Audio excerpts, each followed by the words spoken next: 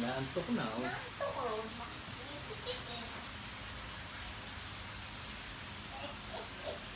Papikit-pikit eh. Ako papadeli kasi nakalabas yung itong mo. Pagdasindahin mo yata.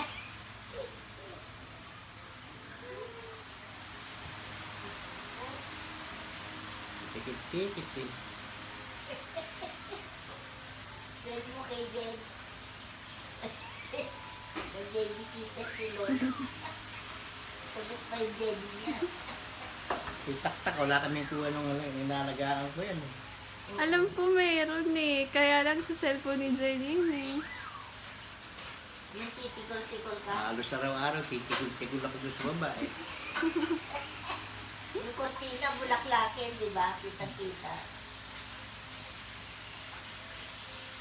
Ang si ano? Si Liz. Si Bao.